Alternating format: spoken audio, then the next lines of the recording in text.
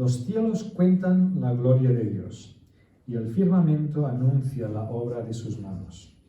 Un día emite palabra a otro día, y una noche a otra noche declara sabiduría.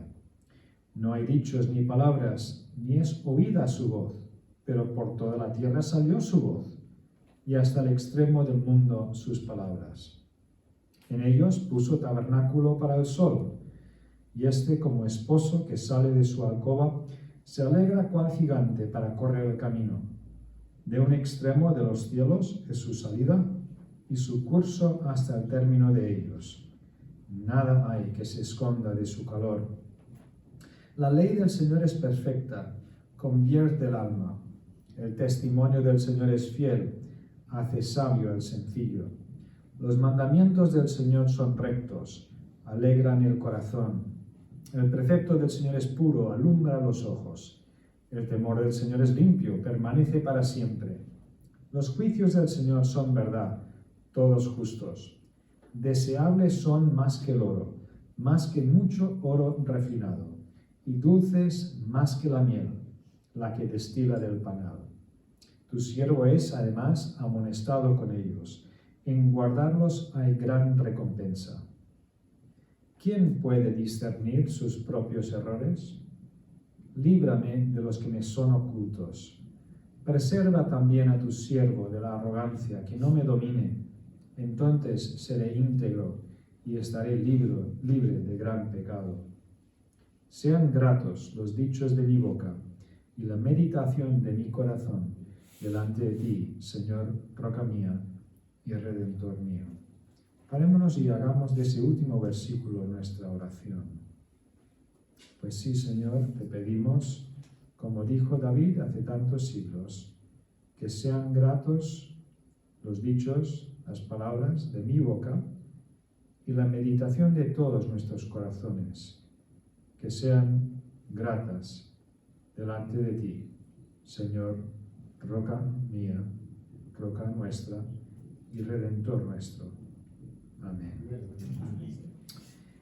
Una cuestión que surge en conversación, sobre todo con los jóvenes, pero no solo con los jóvenes, cuando estoy en diversas iglesias, es un anhelo de escuchar que Dios nos hable, pero que no terminan nunca de llegar. Una sensación de que hay gente en las iglesias que habla, que Dios les habla, pero que no termino de experimentar esto yo, ¿no? Hace poquito escuché en una entrevista con un guionista de TV3 en Cataluña, un hombre muy interesante, se llama Oriol Jara, escribe para comedias diversas catalanas, y él se ha convertido, sigue curiosamente dentro de la Iglesia Católica, pero parece ser que ha tenido un encuentro genuino con Cristo. Y él ha escrito un libro que se llama 10 razones por creer en Dios, y ahora ha sacado una segunda. Y bueno, se encuentran online diversas entrevistas que se han mantenido con él. Y él ya, porque escribe para las comedias, pues él dice que se encuentra a veces con gente que dice, yo nunca he escuchado que Dios me hable. Entonces él responde, pues entonces lee la Biblia. Y la persona le dice, no, pero yo lo que quiero decir es que yo no he escuchado nunca con mis oídos que Dios me hable. Entonces le dice, pues entonces lee la Biblia en voz alta. Pero hemos corrido mucho, ¿vale?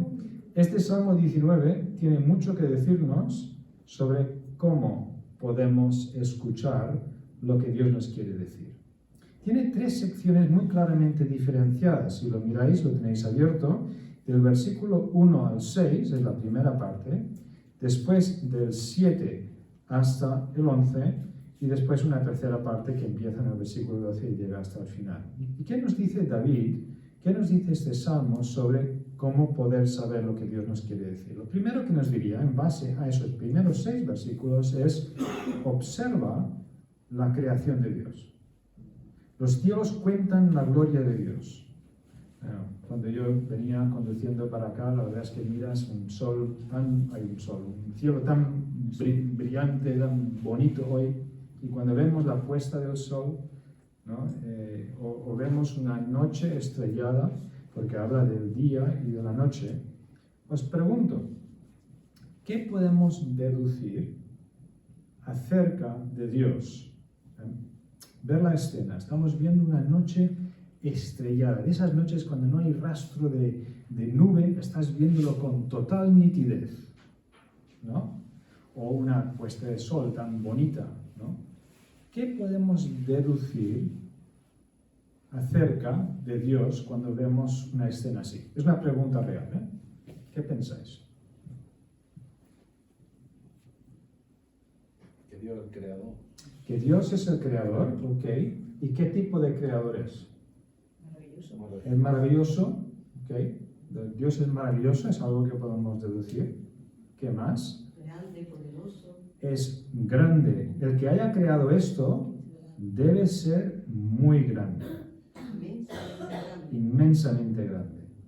Me haces pensar, hermana, de niño mi padre le gustaba sacarnos en una noche estrellada y nos tumbábamos, ¿no? en la hierba o en algún sitio así para contemplar las estrellas, y le gustaba, me decía, Andrés, tú piensa con toda la velocidad con la que viaja la luz, 300.000 kilómetros por segundo, pero muchas de estas estrellas están tan distantes de nosotros que la luz empezó a viajar hacia nosotros cuando los romanos estaban en España. Y todavía ahora es cuando llega la luz. En realidad, esa estrella que estamos mirando puede que haya estallido y que ya no exista desde hace 1900 años. Y todavía no lo sabríamos, porque la luz todavía está llegándonos, ¿no? Así de grande es el universo, y nuestro sistema solar es muy pequeñito, es uno más en la grandeza del universo. El universo es enorme, y si detrás hay un creador, pues cuán grande es él, ¿no? Entonces, estamos ya diciendo algo en cuanto a Dios. También hemos dicho el poder de Dios, ¿no? Más tarde en los versículos, cuando pasa de hablar de los cielos, del día y de la noche, habla del sol. Ahora nos dicen los científicos que la superficie del sol, la temperatura que hay, ronda el 1.000.000 de grados. Se dice rápido, ¿eh? No 100, no 1000, 1.000.000. Porque ese sol es un centro nuclear de fisión y de fusión constante. Es un derrame espectacular de energía. Y esto es uno. Y nos dicen que nuestro Sol no tiene mucho de especial. Es un solecillo, y hay otros que son muchísimo más grandes, ¿no? Un derroche espectacular, ¿no? Aquí me sobra energía, me sobra poder, ¿no? Ahora cuando estamos apagando la luz, ¿no? Y cómo está el tema, ¿no? Y el sol dice, aquí sobra, ¿no? El poder del Creador también. ¿Qué más? La perfección de Dios. Perfección, sí. Lo hemos estropeado, ¿eh? Ahora miramos cómo está el mar lleno de plástico, pero en su origen sabemos que no era así, ¿sí? ¿Bien? ¿Qué más? Yo creo a veces que somos incapaces de alcanzar hasta describir quién y qué es Él. Sin duda alguna, y plantea una pregunta muy interesante que el Salmo va a ir desgranando más adelante, ¿no? De cómo es Dios realmente, ¿no? Pero todavía con la cuestión de mirar la creación, hay algo más que podemos deducir. Hay orden. El sol se levanta, recorre su camino, se hace de noche y vuelve a salir. Ahora, claro, hay lenguaje metafórico. No pensemos que David realmente pensaba que el sol se esconde en una tienda de campaña durante la noche, ¿no? A veces la gente dice, qué tonto la Biblia, ¿no? A ver, qué poca imaginación, esto es poesía. A ver, ¿no sabes leer la diferencia entre un poema y las noticias? A ver, ¿no? Es poesía. Entonces, no hagamos decir a la Biblia lo que no pretende decir. O sea, ¿qué pretende decir David con esto? Nos está pintando un cuadro, ¿eh? Entonces, pero hay orden. O sea, es día, noche, día de nuevo. no nos acostamos y de repente no hay otro día hasta 3 días más tarde, no, hay un orden, hay un orden.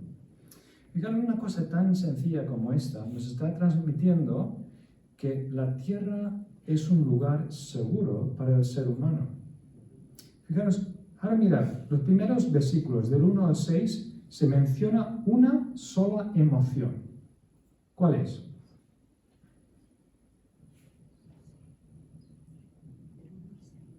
Del 1 al 6.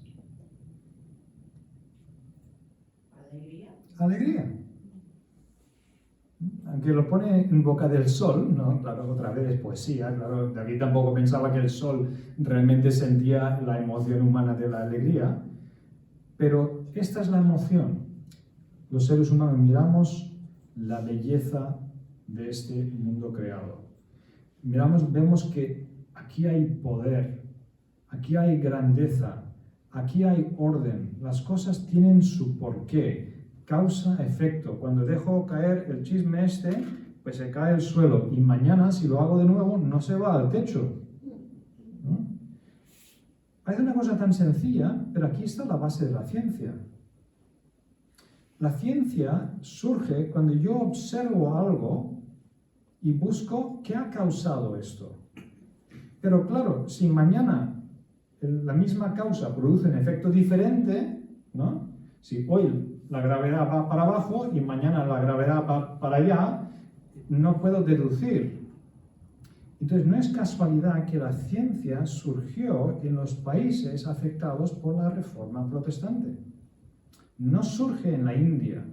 En la India, el hinduismo cree que el mundo que nos rodea realmente es Dios. No se puede diferenciar Dios del universo. Entonces, no es reverente estudiarlo. No toca, no. La ciencia surge de una cosmovisión que se cree, Salmo 19, que el mundo ha sido creado por un creador, que este creador le ha dado orden y por lo tanto se puede estudiar y esperar ciertos resultados. Yo hice la carrera de física muchos años atrás, y ya veréis por las canas que lo he hecho ahora. Pero hubo momentos cuando ya estudié en Irlanda del Norte, en Belfast, y en las pizarras, que habían como 3 pizarras en las salas donde nos reunimos los estudiantes, y los profesores ahí desarrollando las ecuaciones básicas del universo, las ecuaciones que han tardado décadas de estudio para descifrar realmente qué hay en el centro y la base de las partículas más básicas del universo. A veces yo dejaba la pluma y estaba viendo esto porque dentro de mí tenía una sensación, estamos describiendo en matemáticas los pensamientos de Dios. Y es que Dios no es que entienda la física, Dios inventó la física. Y sabe, ante esto es como, pues algunos sois músicos, yo no. El que toca bien la guitarra, pues coge su hijito y dice, venga, te toco una canción para ti, ¿no? O el que es gran pintor, ¿no? Dice, hijo, ¿qué quieres que te pinte? Una casa, venga, para ti, ¿no? Y nosotros salimos, ¿no? Y vemos una puesta de sol, no sé si esta idea se te ha pasado por la cabeza alguna vez. Tú vas caminando y ves una puesta de sol y te giras, ¿hay alguien más? No hay nadie más lo está viendo. Tu Padre Celestial te está diciendo, mira, un dibujo para ti. Y solamente está allí pues 2 minutos y se va. Nadie más lo ha visto. Tú. Tu Padre Celestial te lo ha hecho para ti. ¿No es maravilloso esto?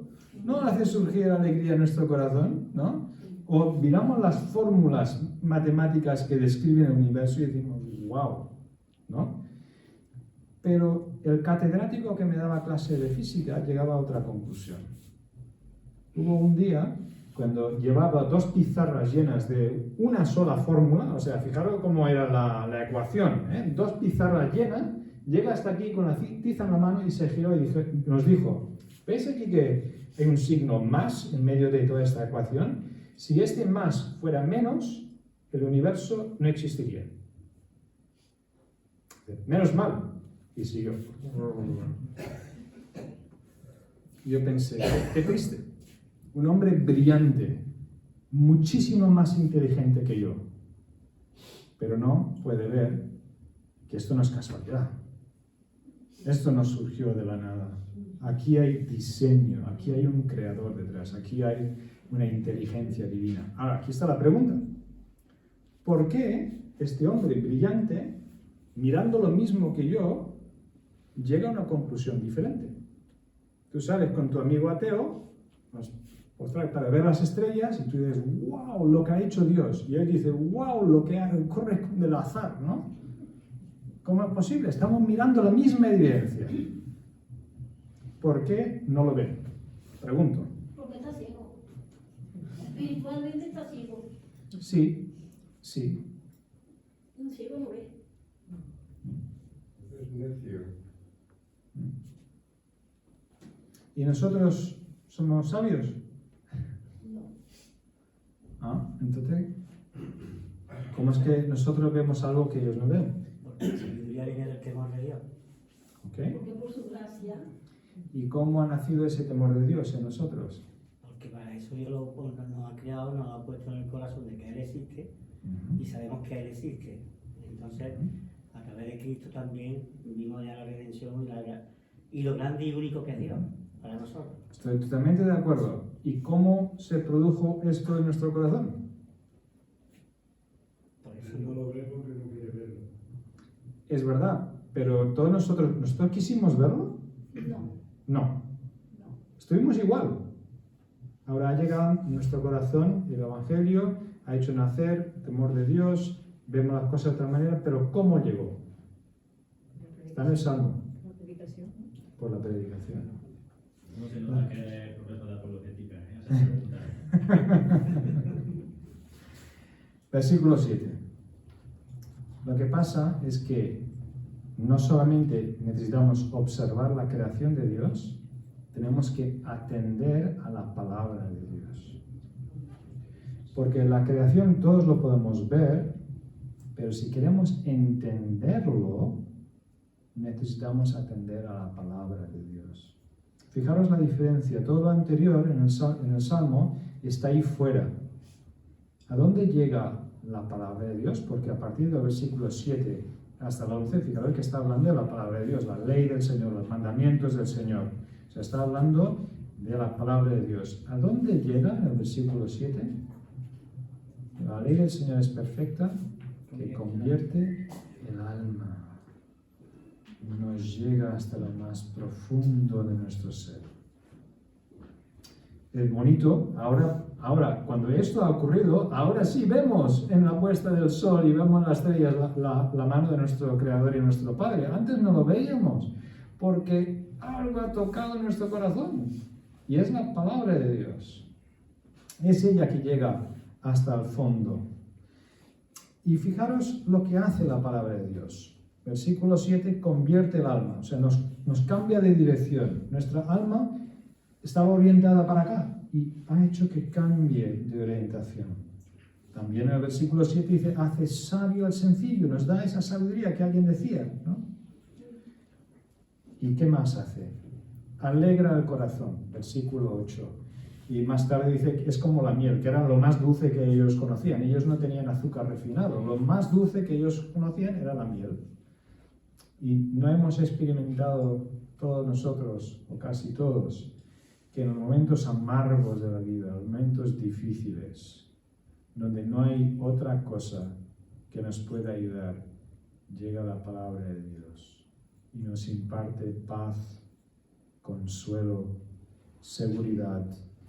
Nos sentimos amados, sentimos esperanza y nada más puede llegar ahí dentro, pero la palabra de Dios sí.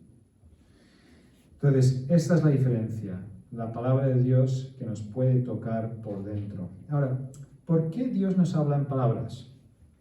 Porque la sociedad actual diría, hombre, las palabras están bien, pero un poco limitadas, ¿no? Negro sobre blanco, tiene poco color, no sé. Una imagen vale, dicen, Más que mil palabras. todos lo hemos escuchado, ¿no? Si yo quiero explicar a los hermanos en Granollers la belleza de de las colinas de aquí, ¿no? Bueno, es que había una colina detrás de la otra colina, la de detrás era un poquito más alta que la primera. No funciona, ¿no? Para esto, una foto, una imagen mejor que 1000 palabras, ¿no? Pero, Juan 3:16, ¿cuántas palabras tiene? Venga, a ver. Según la traducción, la versión, ¿ya puede adivinar?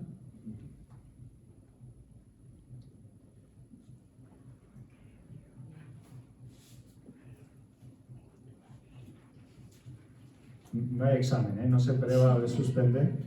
Más o menos. ¿Cuántas palabras puede tener? Por lo menos 12, ¿no? Más de 12, Más sí. de 12. Más de 12 tiene. ¿Alguien dice 25?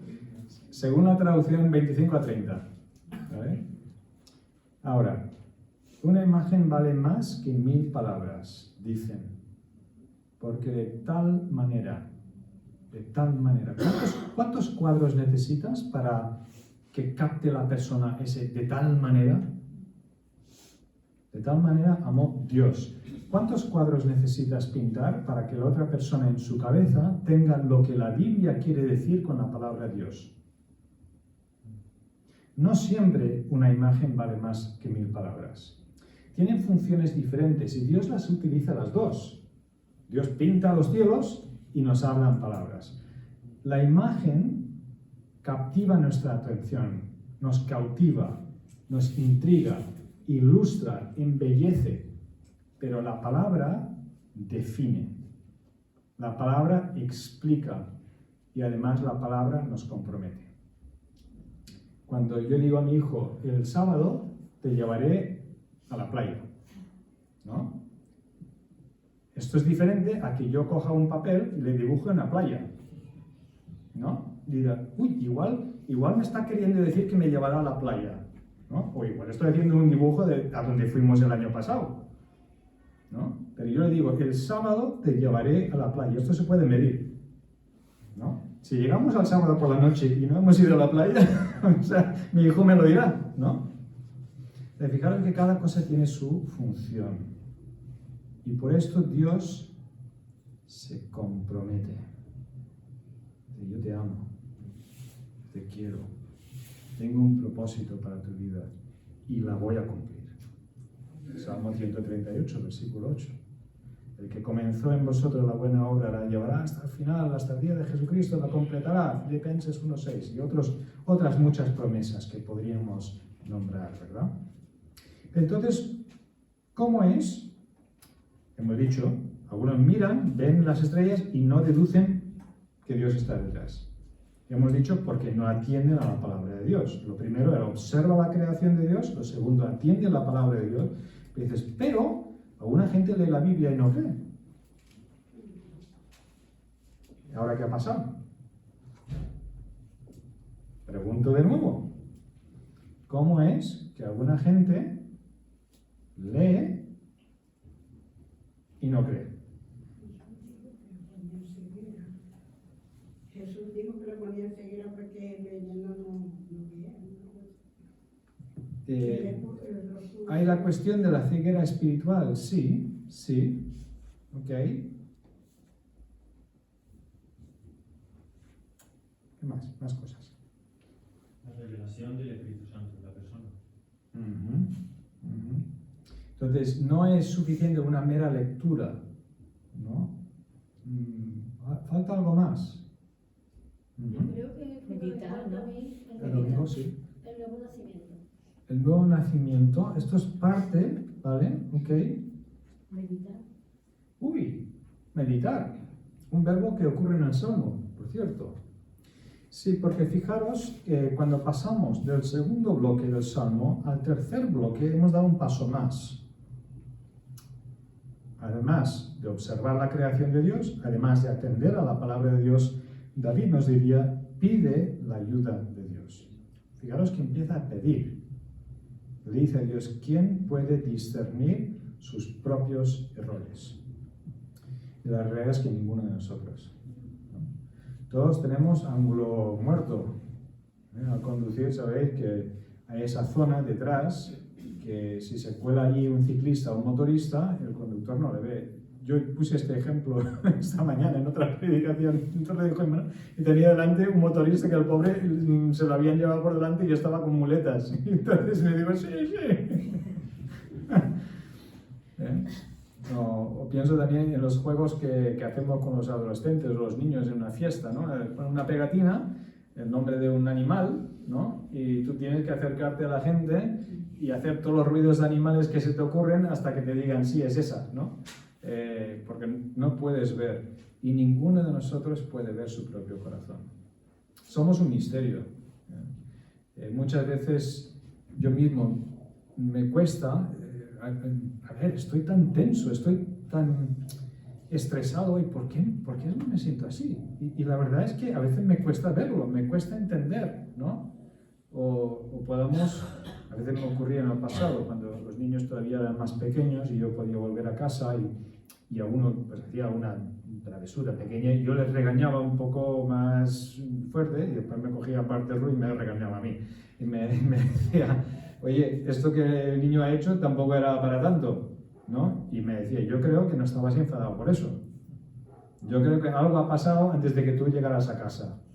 ¿Por qué estás realmente enfadado, no?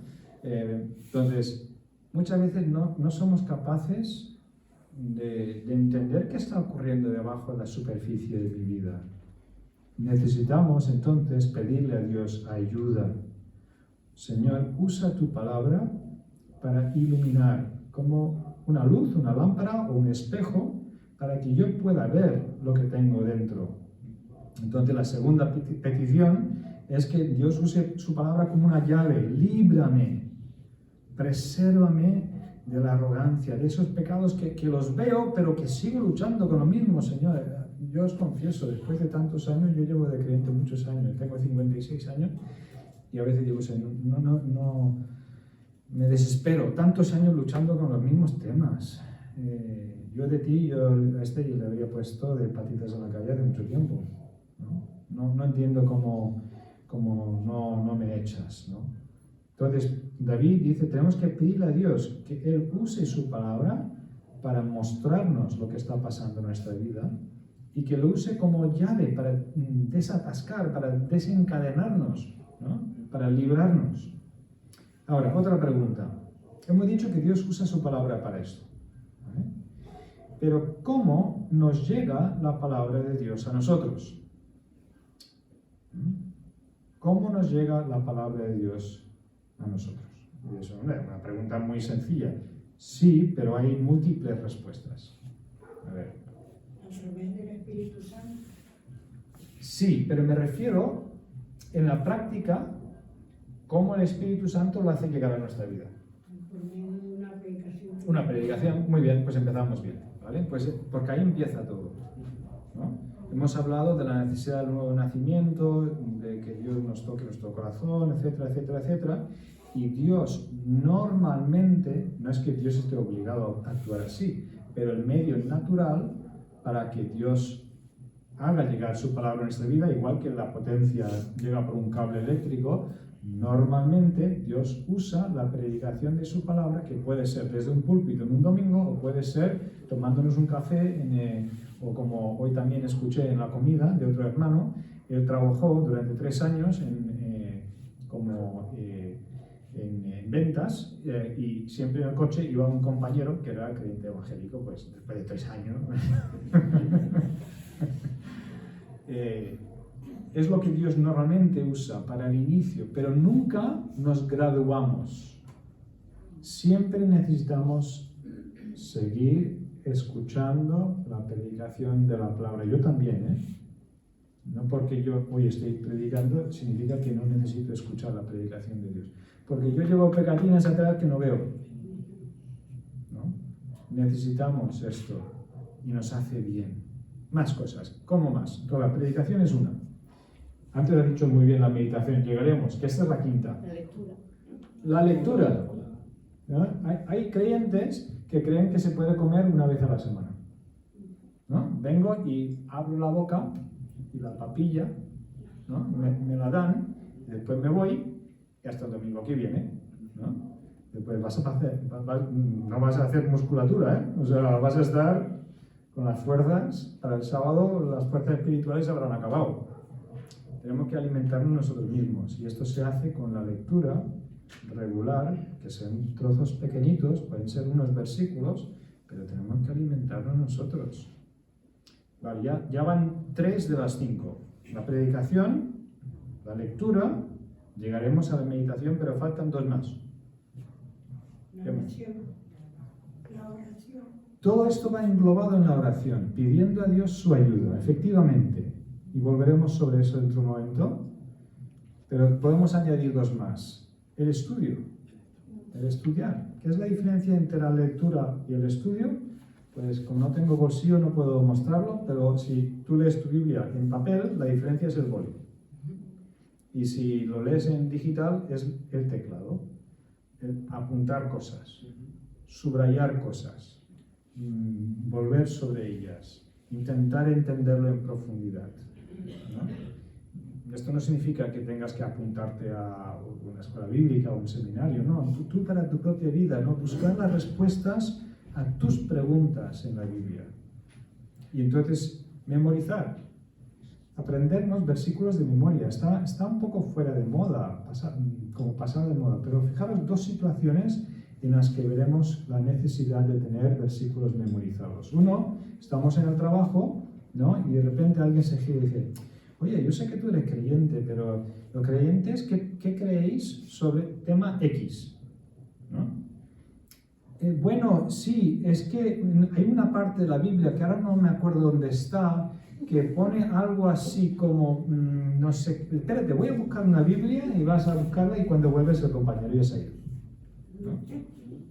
Hay oportunidades que se abren y se cierran.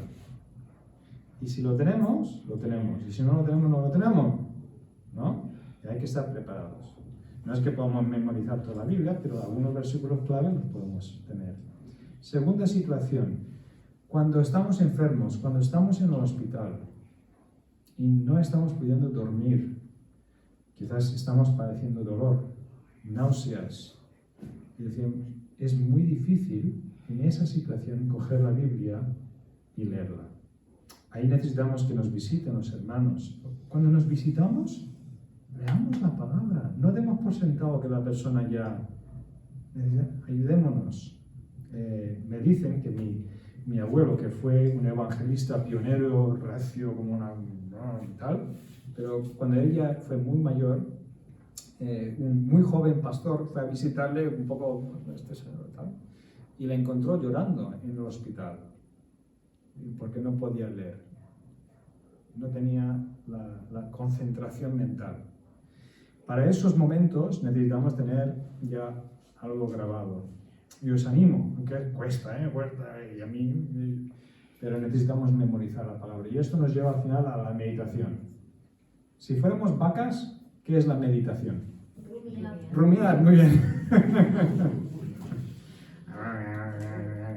¿Sabéis? Porque la hierba es de muy difícil digestión. Si nosotros los seres humanos comemos hierba, como que le sacaremos muy poco provecho. Pero las vacas lo mastican y pasa al primero de 4 estómagos que tienen, me parece, o 4 departamentos de su estómago, y después lo traen otra vez y lo mastican otra vez más. Un poco asqueroso me parece todo, pero para sacarle provecho hay que masticarlo mucho. Y eso es lo que hacemos con la palabra de Dios. Leemos algo por la mañana, breve, y después, mientras vamos conduciendo, me acuerdo lo que he leído, lo voy dando vueltas, Señor, ¿cómo lo puedo aplicar a mi vida hoy? La oración. Esto que decíamos, ¿no? Y así empieza a cerrarse un círculo. Antes de leer, Señor, ayúdame a escuchar lo que me quieres decir. Entonces leemos. Destacamos algo. En el Salmo 19 he descubierto que Dios es maravilloso. Y entonces hay 4 maneras de volver a hablar con Dios sobre esto. A mí de niño me enseñaron que la oración tiene 4 aspectos principales que se pueden resumir con las letras CASA, C-A-S-A. Confesión, alabanza, súplica, o sea, pedirle cosas a Dios, y acción de gracias. CASA. Entonces, si Dios es maravilloso, Le puedo alabar porque Él es grande. Señor, te alabo porque tú eres magnífico. Puedo confesarle, Señor, qué pena, tú eres tan grande y yo vivo como si no pudieras controlar mi situación, ¿no? Podemos darle gracias que tú controlas mi situación, que eres grande. Y podemos pedirle por otros, Señor, dado que tú eres tan grande, pues te pido por María porque tiene este problema, no sé qué, no sé cuántos, ¿no? Y entonces empezamos a descubrir que la Biblia entonces empieza a ser parte de una conversación con Dios. Estamos acabando. Me queda solamente la última frase del último versículo. Entonces, podéis llevaros del Salmo 19 un bosquejo, 3 bloques. El primer bloque, David nos diría, si quieres saber lo que Dios te quiere decir, observa la creación de Dios. El segundo bloque, del versículo 7 en adelante, atiende a la palabra de Dios. Y a partir del versículo 12, pide la ayuda de Dios. Pero hay escondido en la última frase algo muy bonito. Porque si David al principio habla de Dios como su creador, fijaros en las últimas palabras del Salmo. Él dice del Señor que es su roca y su redentor.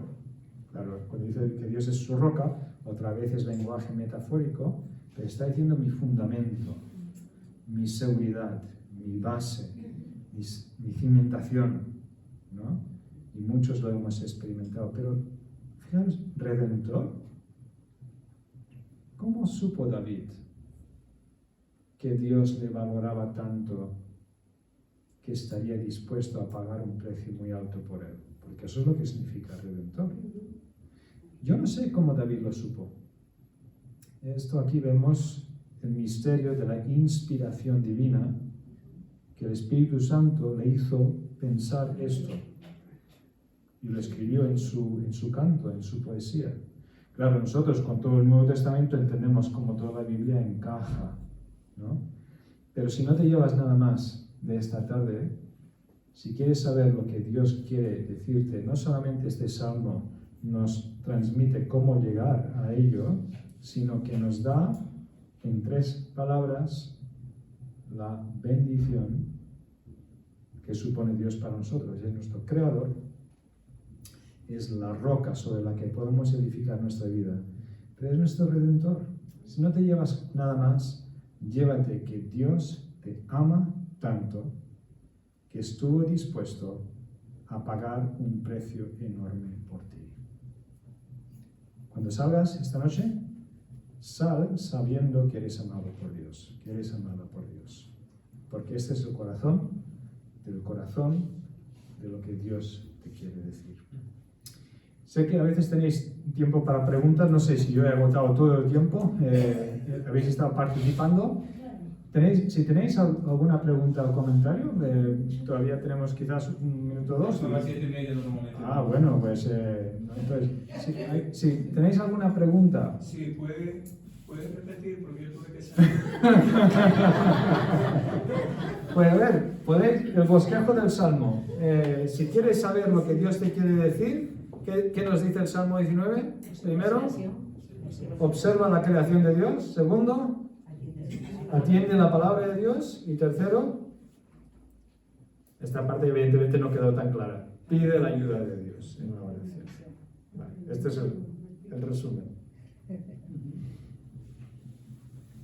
¿Alguna pregunta? Y si no, tranquilos y terminamos. En la segunda parte, Andrés, que has visto en el versículo 12, al final queda una cosa, al final que somos amonestados con la palabra de Dios, con los mandamientos, y que en guardarlo hay grande galardón.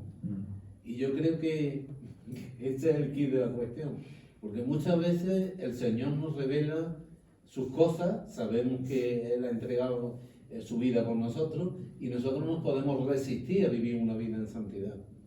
O sea, podemos tener un conocimiento pleno de lo que Dios ha hecho por nosotros y sin embargo pues, querer seguir viviendo con nuestra vida antigua. Entonces, pienso que la obediencia también es algo bastante importante. ¿Y no es bonito que Dios haya diseñado la vida de tal manera que cuando hacemos lo que debemos hacer, resulta que es una bendición, ¿no? porque Dios podría haberlo ideado de otra manera. Tú haces lo que te toca hacer y ya está, a punto, ya llegado, ¿no? Pero Dios ha diseñado la vida de esta manera. Y yo cada día me dejo bendiciones. Todos los días. Qué pena, ¿no? Pero Dios en su gracia, qué maravilla. ¿No? ¿Alguna otra aportación o pregunta? Pues muy bien, muchas gracias por vuestra invitación para poder estar aquí. Voy a invitarle a vuestro pastor que venga para pues, terminar en oración. Y si tenéis alguna otra pregunta, pues aquí estoy para